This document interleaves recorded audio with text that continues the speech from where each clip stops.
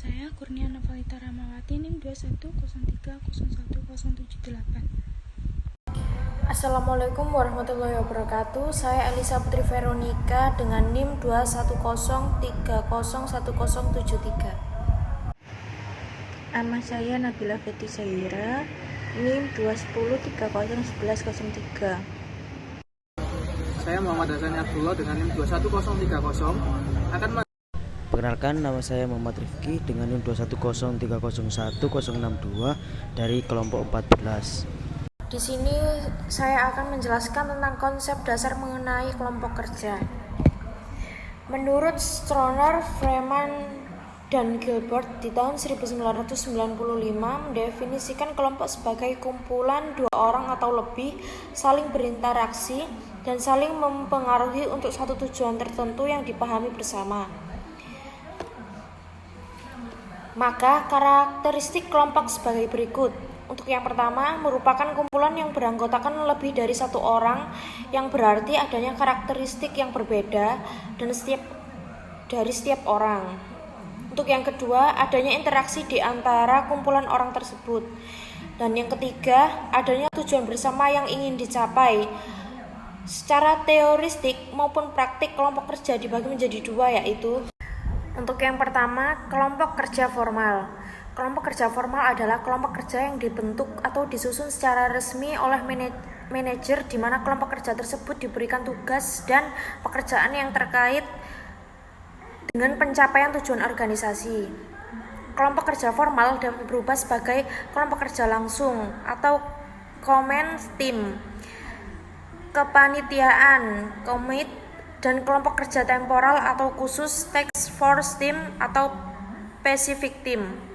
Dan untuk yang kedua, kelompok kerja informal. Kelompok kerja informal adalah kelompok kerja yang disusun atau tersusun dengan sendirinya, ketika beberapa anggota dari organisasi yang kegiatannya biasanya tidak terkait langsung dengan rencana-rencana rutin dari organisasi, namun secara tidak langsung akan mempengaruhi kinerja dari orang-orang dalam organisasi. Mewujudkan kelompok kerja yang efektif.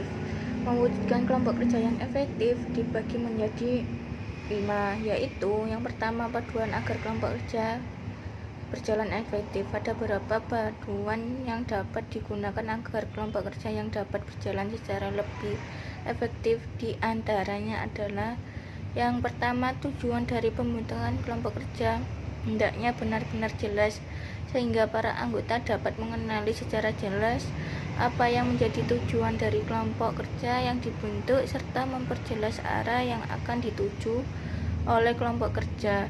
Yang kedua, peran serta pembagian kerja dari setiap anggota kelompok kerja perlu juga diperjelas, artinya struktur tugas ataupun pekerjaan perlu disusun secara jelas.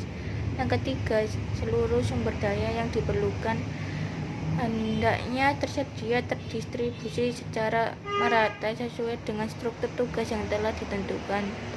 Yang ketiga, norma perlu disepakati sebelum pekerjaan dilakukan. Yang kedua, model kelompok kerja yang aktif.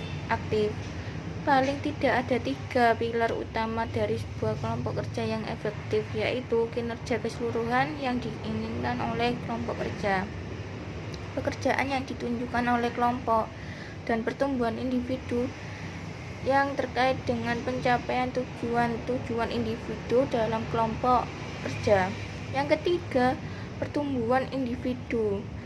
Pertumbuhan individu merupakan pilar utama dari kelompok kerja, di mana dalam kelompok kerja setiap individu memiliki tujuan masing-masing.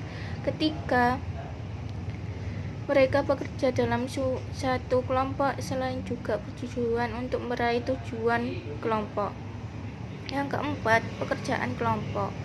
Pekerjaan kelompok merupakan pilar kedua dari suatu yang dihasilkan dari komitmen para anggota ketika bekerja dalam sebuah kelompok kerja. Yang kelima, kinerja kelompok secara keseluruhan. Pilar ketiga dari kegiatan keaktifan dalam sebuah kelompok kerja dapat dilihat dari kinerjanya. Kinerja keseluruhan dari sebuah kelompok kerja dapat dilihat dari dua hal, yaitu bagaimana kelompok kerja memberikan hasil pekerjaan mereka dan bagaimana peran-peran individu dalam kelompok kerja dapat dipertanggungjawabkan dalam mendukung upaya pencapaian kinerja kelompok. Akan melanjutkan bagian slide ketiga, yaitu manajemen konflik dalam kelompok kerja, konflik dalam kerja. Secara garis besar, konflik dalam suatu organisasi dapat terjadi dalam berbagai keadaan. Di antaranya adalah 1. Konflik antar bawahan di bagian yang sama, konflik antara bawahan dan pimpinan di bagian yang sama. 2. Konflik antar bawahan dari bagian yang berbeda. 3. Konflik antara pemimpin dan bawahan dari bagian yang berbeda. 4. Konflik antar pimpinan dari bagian yang berbeda. Dampak konflik terhadap organisasi antara lain: 1. Konflik dapat menyebabkan kelompok kerja lemah dan berbagai pekerjaan dalam organisasi atau perusahaan akan terbengkalai. 2. Konflik bisa menjurus pada persoalan personal antar individu dalam organisasi. Jika konflik sudah mengarah pada persoalan personal, agak sulit bagi perusahaan untuk bersikap profesional dan membedakan antara urusan yang bersifat organisasional dan personal. 3. Jelas kinerja organisasi akan terganggu. Konflik memiliki dampak positif ketika manajer atau pemimpin dapat menggoda konflik menjadi persaingan sehat antar individu, sehingga kinerja organisasi justru mungkin dapat ditingkatkan.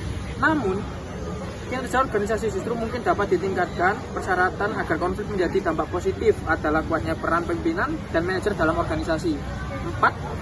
Konflik menyebabkan berbagai hal yang tidak terlihat dengan tujuan organisasi muncul, sehingga sangat mungkin untuk terjadi pemborosan waktu, uang, serta berbagai sumber daya lainnya. Dan untuk sumber konflik itu, yaitu konflik yang terjadi, biasanya disebabkan oleh beberapa faktor, diantaranya faktor komunikasi. Faktor komunikasi dapat menjadi penyebab konflik ketika para anggota sebuah organisasi maupun antar organisasi tidak ada atau tidak mau untuk saling mengerti dan saling memahami dalam berbagai hal dalam organisasi. 2. Faktor struktur tugas dan struktur organisasi. Struktur tugas dapat menyebabkan konflik ketika sebagian anggota tidak bisa memahami pekerja mereka dari struktur tugas yang ada, atau juga terjadi ketidaksesuaian dalam hal pembagian kerja maupun prosedur kerja yang tidak dipahami.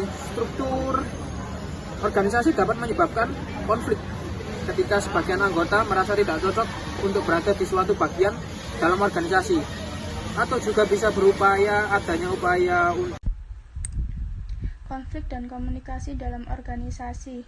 Konflik dapat diidentifikasi bahwa salah satu penyebab dari konflik adalah faktor komunikasi. Komunikasi yang tidak tepat atau yang salah akan menyebabkan terjadinya salah komunikasi atau salah persepsi, atau disebut dengan miscommunication. Di sisi lain, beberapa pendekatan dalam manajemen konflik juga telah menjelaskan bahwa konflik bisa diselesaikan melalui simulasi, pengendalian, bahkan hingga penyelesaian konflik. Namun jika kita tidak memperhatikan secara seksama, ketiga pendekatan tersebut tidak dapat dijalankan secara efektif jika tidak dikomunikasikan dengan jelas, baik, dan tepat. Sebagai contoh, ketika manajer bermaksud memperkenalkan persaingan ke dalam pihak-pihak yang terlibat dalam konflik, namun dijelaskan secara benar yang berarti tidak dikomunikasikan dengan benar, maka bisa jadi pihak-pihak yang terlibat dalam pemahaman kita akan mengompori. Dengan demikian, konflik justru akan selesai semakin besar. Contoh lain, misalnya, manajer ingin menyelesaikan konflik dengan jalan mempertemukan pihak-pihak yang terlibat dalam konflik, kemudian berbagai argumen dikemukakan dalam pertemuan tersebut. Jika pertemuan tersebut tidak dikendalikan atau dimediateri dengan baik oleh pihak ketiga atau yang menengahi, bisa jadi yang terjadi malah konflik yang semakin meluas, yaitu antara salah satu pihak yang terlibat konflik dengan pihak lain ditambahi dengan pihak ketiga yang pada mulanya bermaksud untuk menengahi. Keseluruhan contoh tersebut menunjukkan kepada kita bahwa betapa faktor komunikasi memegang peranan penting dalam penyelesaian konflik dan juga berarti berperan penting dalam organisasi. Oleh karena itu, komunikasi memiliki peran yang penting dalam organisasi. Maka berikutnya akan diuraikan mengenai komunikasi dalam organisasi. Peran komunikasi dalam manajemen organisasi. Pengertian komunikasi. Komunikasi adalah proses di mana seseorang berusaha untuk memberikan pengertian atau pesan kepada orang lain melalui pesan simbiolis. Komunikasi bisa dilakukan secara langsung maupun tidak langsung dengan menggunakan berbagai media komunikasi. Berdasarkan pengertian di atas, maka komunikasi memiliki beberapa elemen penting, yaitu 1. Komunikasi melibatkan orang-orang sehingga komunikasi yang efektif terkait dengan bagaimana orang-orang dapat berinteraksi satu sama lain secara lebih efektif. 2. Komunikasi berarti terjadinya berbagai informasi atau pemberian informasi maupun pengertian atau sharing meaning sehingga agar pemberian informasi maupun pengertian ini dapat terjadi, maka pihak-pihak yang berkomunikasi perlu menyadari dan mengerti berbagai istilah atau pengertian yang mereka gunakan dalam melakukan komunikasi. Jika tidak, kemungkinan terjadinya salah persepsi dalam komunikasi sangat tinggi. 3. Komunikasi melibatkan simbol-simbol yang berarti komunikasi dapat berupa bahasa tubuh, suara, huruf, angka, dan lain-lain sebagai bentuk simbolis dan komunikasi yang dapat dilakukan. Bentuk-bentuk komunikasi dalam organisasi. Komunikasi dapat berupa komunikasi antar personal ataupun interpersonal. Komunikasi di dalam kelompok kerja memiliki berbagai bentuk, yaitu bentuk jejaring komunikasi dan pola komunikasi dalam struktur organisasi. Komunikasi interpersonal. Komunikasi interpersonal adalah komunikasi yang dilakukan antara seseorang dengan orang lain dalam organisasi. Komunikasi interpersonal dapat dilakukan antar individu dalam suatu bagian, antar bagian dalam organisasi, antar bawahan, antar pimpinan maupun antar pimpinan dan bawahan. Terdapat 2 bentuk komunikasi, yaitu komunikasi lisan dan komunikasi tulisan. Komunikasi lisan adalah komunikasi yang dilakukan oleh seseorang kepada orang lain melalui penggunaan mulut atau lisan, di mana orang lain dapat langsung menerima pesan tersebut. Komunikasi tertulis adalah komunikasi yang dilakukan seseorang kepada orang lain melalui mediator berupa sesuatu yang dapat menyampaikan pesan pengirim kepada penerima pesan sehingga maksud dari pesan dapat dengan mudah diterima. Komunikasi dalam berbagai bentuk jejaring komunikasi. Komunikasi pada dasarnya adalah bentuk interaksi antar individu dalam kelompok maupun dalam organisasi. Menurut Griffin, terdapat berbagai pola komunikasi dalam kelompok kerja yang dapat diidentifikasi. Di antaranya adalah bentuk roda, huruf Y berkesinambungan atau bersambung, lingkaran, circle, dan menyeluruh atau all channel. Pada komunikasi biasanya terjadi pada momen-momen seperti rapat atau diskusi dalam kelompok yang bersifat partisipasi dan melibatkan setiap anggota untuk berinteraksi. Saya akan melanjutkan slide ke-6, yaitu membangun komunikasi yang efektif dalam organisasi, mengelola komunikasi dalam organisasi. Ada beberapa langkah yang perlu dilakukan oleh manajer agar komunikasi yang dilakukan yang efektif dalam pencapaian tujuan organisasi, yaitu meminimalkan hambatan komunikasi, meningkatkan keefektifan dalam berkomunikasi. Sistem informasi formal adalah berbagai jenis sistem yang telah dibuat untuk membangun proses komunikasi yang dilakukan dalam sebuah organisasi, khususnya dalam organisasi bisnis, baik antar personal dalam organisasi, antar bagian dalam organisasi, maupun dengan pihak-pihak lain di luar organisasi. Adapun juga teknologi informasi yang bersifat personal. Ada beberapa produk teknologi informasi yang bersifat personal yang telah banyak digunakan dalam berbagai jenis komunikasi dalam organisasi, yaitu contohnya 1. Komputer, 2. Mesin fotokopi, 3. Mesin fax, 4. Telepon seluler, 5. Webcam, 6. Scanning, 7. Robot, 8. Mesin kehadiran terkomputerisasi. Sekian dari saya, terima kasih. Untuk meraih satu posisi tertentu maupun berbagai hal lainnya yang terkait dengan posisi atau bagian yang ada di dalam organisasi. Yang ketiga yaitu ada faktor personal.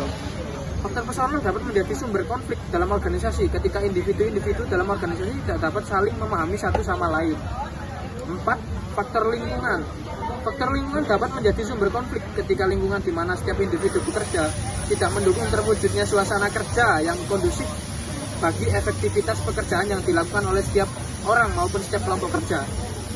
Lingkungan yang kurang fasilitas, panas, hingga penataan antar bagian yang tidak sesuai dengan keinginan para pekerja dapat menjadi contoh faktor lingkungan yang bisa memicu terjadinya konflik. Yang terakhir ada stimulasi konflik, yaitu pada dasarnya adalah upaya yang dilakukan oleh manajer terhadap konflik yang terjadi dengan jangan memberikan umpan-umpan stimulan yang menyebabkan pihak-pihak yang terlibat konflik mengerahkan konfliknya pada sesuatu yang bersifat positif bagi dirinya dan organisasi.